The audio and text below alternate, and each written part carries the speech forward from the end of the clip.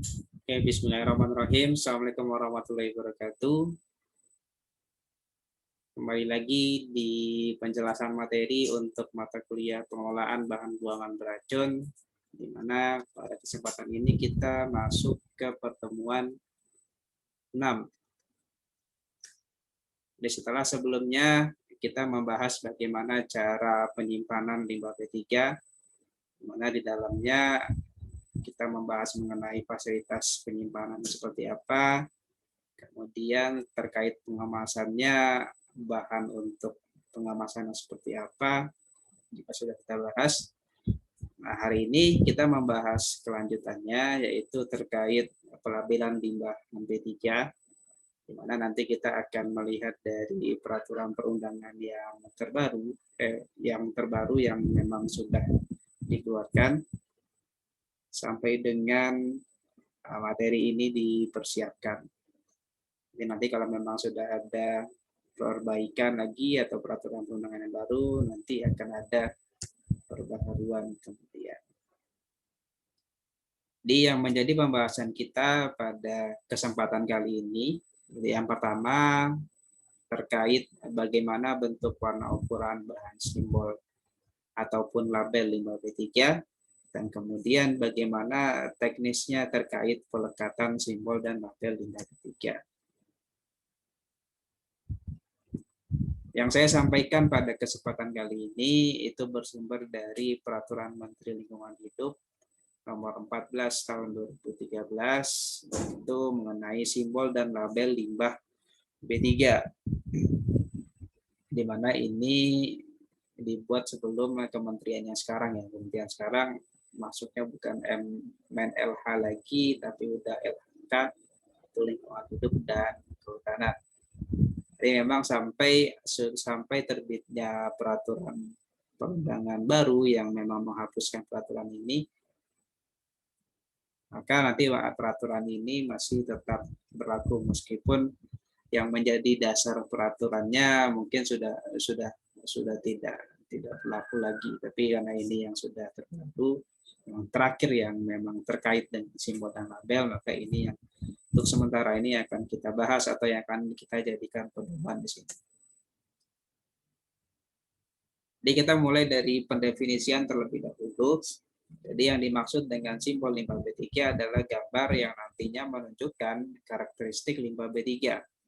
Jadi dari 6 karakteristik limbah B3 yang sudah kita bahas sebelumnya, mulai dari yang mudah menyala sampai dengan yang beracun, nanti ada gambar-gambar yang secara spesifik menunjukkan karakteristik dari limbah B3 yang nantinya akan kita simpan atau akan kita kemas atau akan nanti di label. Kemudian apa yang dimaksud dengan label limbah B3? Di label sendiri adalah setiap keterangan mengenai limbah B3 berbentuk tulisan dan berisi informasi-informasi tertentu, di mana setidaknya informasi yang nantinya ditampilkan dalam label limbah B3 yaitu ada dari siapa penghasil limbah B3 tersebut, kemudian lokasi di mana si penghasil limbah B3 itu beroperasi, jadi di mana dia menghasilkan limbah B3 tersebut, kemudian kapan limbah B3 tadi dikemas, jadi apakah di dalam kontainer atau bentuk-bentuk media penyimpanan atau pengemasan lainnya. Kemudian berapa jumlahnya, apakah nanti satuannya dalam kilogram, dalam volume, dan apa nanti karakteristik dari limbah B3 yang nanti disimpan atau dikemas. Jadi nanti yang membedakan antara simbol dan label adalah dari jumlah informasi yang disampaikan dan nantinya penggunaannya. Jadi ketika simbol tadi hanya menampilkan karakteristik limbah B3, sedangkan yang di label ini secara lebih lengkap nanti menjabarkan mulai dari siapa yang menghasilkan limbah B3 tersebut sampai dengan apa karakteristik limbah yang dikemas. Jadi nantinya terkait pelabelan limbah B3 adalah segala proses terkait penandaan atau pemberian label yang nantinya dilekatkan atau dihubungkan langsung ke kemasan limbah B3. Nah, simbol sendiri, simbol yang menjadi pembahasan kita pada kesempatan kali ini adalah sesuatu yang nantinya menunjukkan karakteristik limbah B3, di mana simbol ini nantinya bisa kita lihat atau wajib nantinya ditambahkan di 3 tempat yang berbeda. Yang pertama pada wadah atau kemasan limbah B3, kemudian pada tempat penyimpanan limbah B3 atau fasilitas penyimpanan limbah B3 yang dibahas sebelumnya, dan pada alat angkut limbah B3.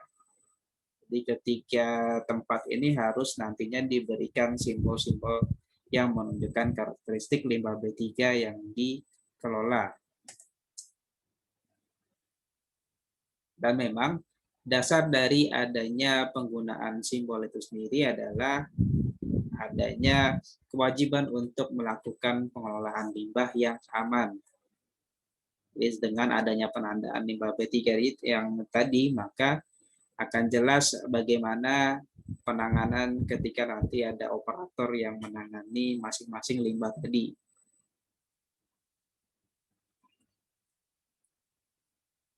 Penandaan limbah B3 sendiri ini yang nantinya akan terdiri dari 2 hal. Yang pertama terkait simbol, yang kedua terkait label. Jadi simbol tadi terkait gambar yang nantinya menunjukkan karakteristik suatu limbah B3, sedangkan label yang melampirkan informasi-informasi secara detail mulai dari siapa penghasilnya, siapa produsen dari limbah tadi, sampai dengan ke karakteristik limbah B3. Dan ini informasinya ini dalam bentuk tulisan-tulisan nantinya.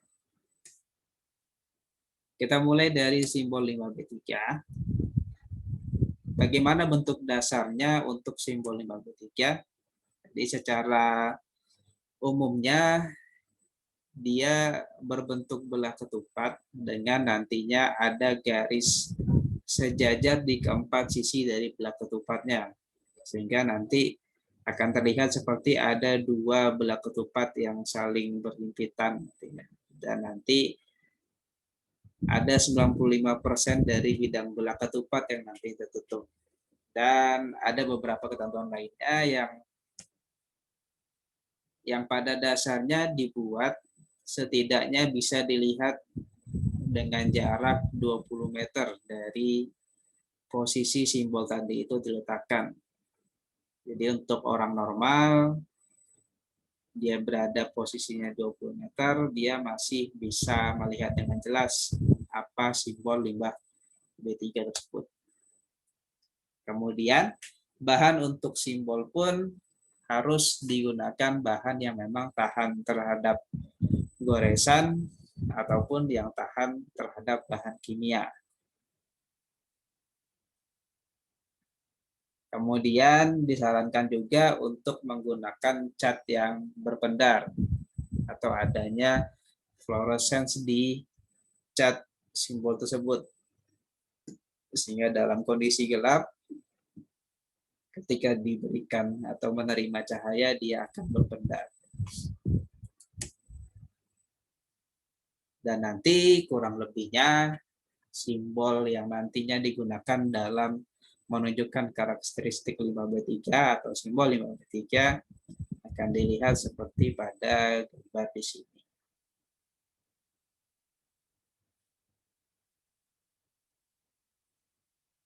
Nah, kemudian berdasarkan peraturan perundangan di sini ada beberapa jenis simbol limbah B3 yang diatur, mulai dari yang mudah meledak, mudah menyala, reaktif, beracun, korosif, infeksius, dan berbahaya terhadap lingkungan.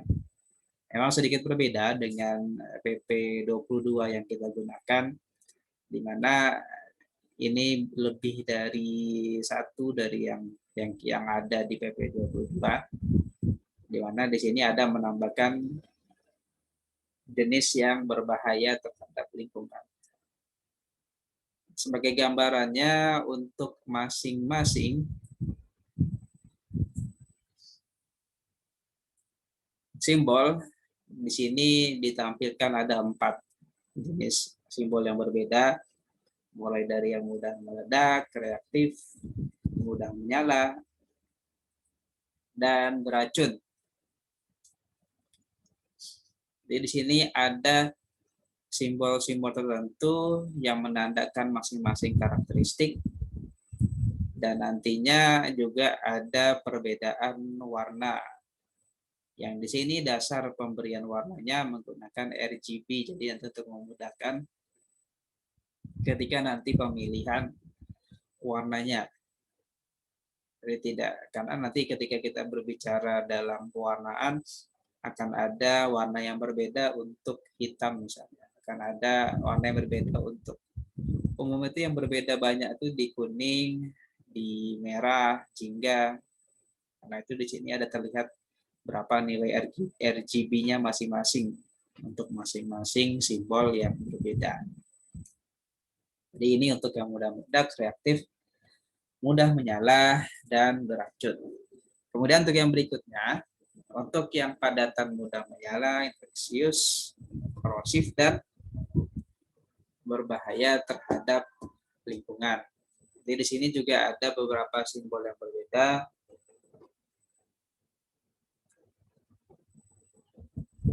Ada desain yang sedikit berbeda untuk padatan yang mudah. Selanjutnya kita masuk ke label limbah B3. Jadi jenis label limbah B3 sendiri yang pertama label untuk wadah ataupun kemasan, label untuk wadah atau kemasannya kosong, dan label untuk penunjuk tutup wadah atau kemasan. Jadi label yang artinya menunjukkan di mana posisi dari tutup wadah atau kemasan suatu kemasan. Jadi ini contoh bagaimana atau apa saja informasi yang nantinya ditampilkan dalam suatu wadah limbah B3. Dari sini beberapa parameternya, apakah itu mulai dari penghasil, alamat, sampai dengan sifat limbahnya. Dan ada ketentuan mengenai warna background-nya apa, warna masing-masing tulisan, warna yang digunakan juga sudah diatur di sini. Kemudian untuk yang kosong, itu juga ada ketentuannya, sama menggunakan seperti simbol juga dia. Dan ini penunjuk di mana posisi penutupnya, penutup wadahnya di sebelah mana. Berarti ini pada posisinya ada di sebelah atas untuk penutupnya kalau berdasarkan gambar yang kita tampilkan terakhir ini. Kemudian yang berikutnya mengenai pelekatan simbol dan label limbah B3. Jadi sebelumnya kita membahas apa saja jenis-jenis simbol karakteristik limbah B3, kemudian bagaimana terkait labelan, seperti apa bentuknya, dan macam-macam label limbah B3. Sedangkan yang berikutnya adalah kita membahas bagaimana kita mengatur peletakan atau pelekatan simbol dan label tadi. Jadi di mana posisinya nanti akan ditempel atau disimpan. Nah, pelekatan simbol itu nanti kita temukan atau dibuat untuk di wadah atau kemasan, kemudian di kendaraan pengangkut, dan di tempat penyimpanan limbah B3. Nah, untuk di wadah ataupun kemasan, yang jelas yang pertama itu harus sesuai dengan karakteristiknya. Dan nanti bisa jadi dalam satu kemasan ada 2 atau lebih karakteristik limbah B3 yang berbeda, tapi nantinya akan ditentukan mana yang lebih dominan. Jadi misalnya ada 2, satu korosif, yang satunya lagi mudah menyala misalnya, maka nanti akan ditentukan terlebih dahulu mana yang dominan, yang dasarnya bisa dilihat dari penanganan pertama dalam kondisi darurat. Jadi limbah mana yang nantinya harus atau wajib ditangani lebih dulu ketika terjadinya kondisi darurat. Kemudian pelekatan dari simbol tadi harus di sisi yang terbuka. Jadi pada saat penyimpanan, pada saat penyusunan kemasan-kemasan tadi, jangan sampai di sisi yang terbuka justru yang tidak ditemukan simbol lingkungan ketiga. Jadi memang harapannya simbol tadi bisa terlihat meskipun nanti posisinya itu dalam keadaan penyimpanan.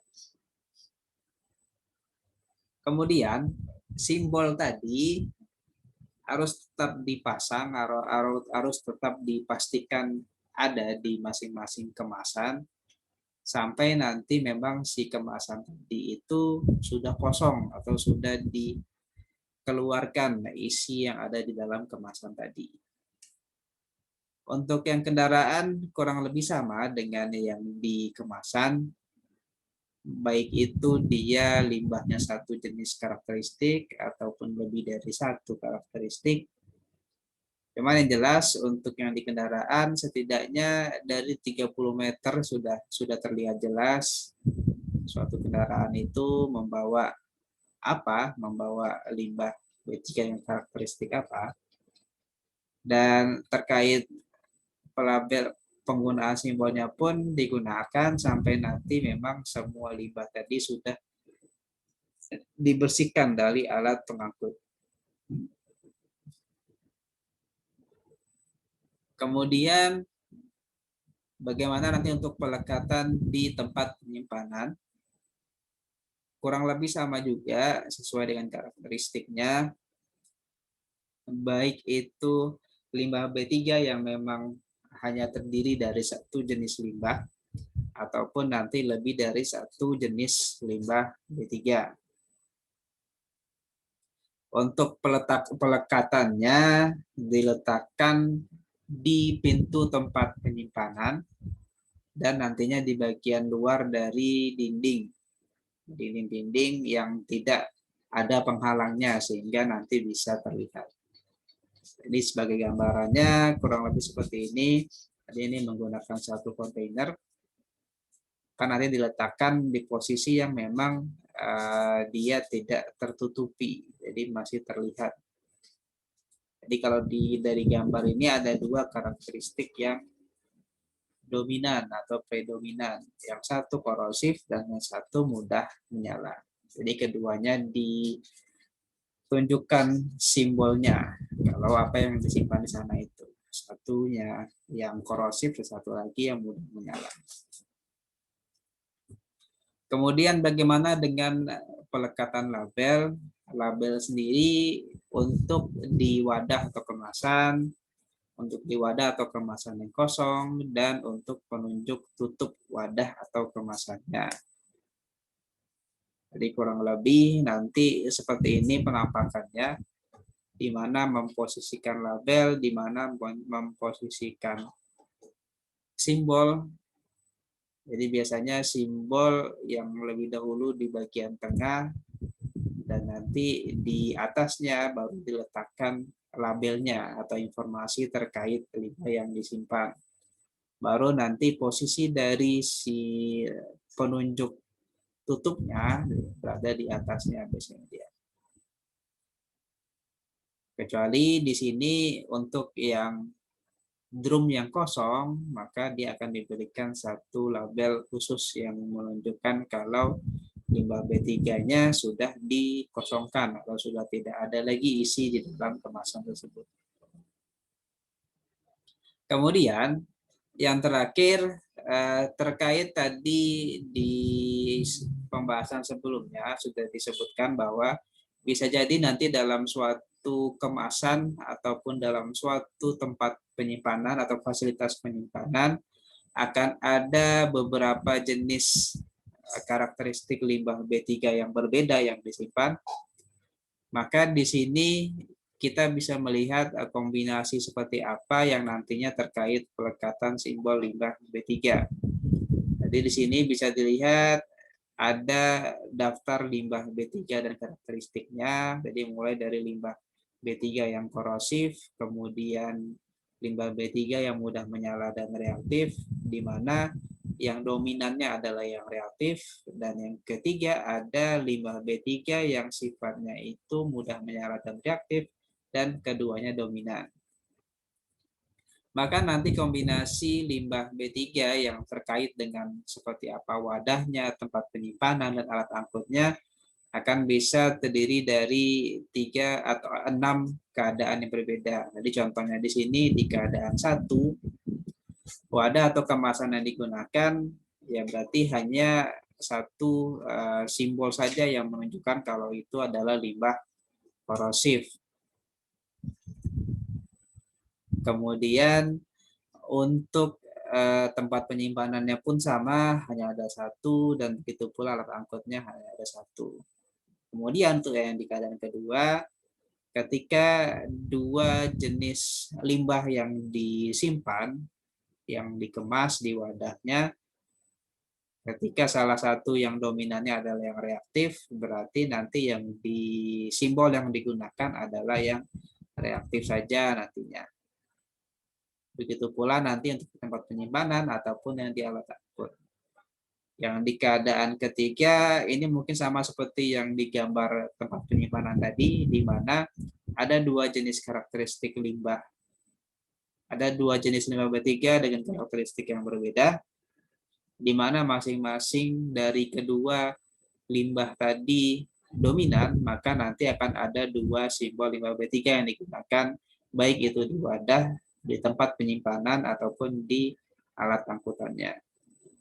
Kemudian di 4, 5, dan 6, ketika ada lebih dari 2, jadi masing-masing apakah ada yang dominan, apakah tidak ada yang dominan. Ketika memang ada yang dominan, maka nanti itu yang nanti digunakan. Dan ketika nanti semuanya dominan, maka nanti secara otomatis semuanya juga harus ditambahkan simbolnya.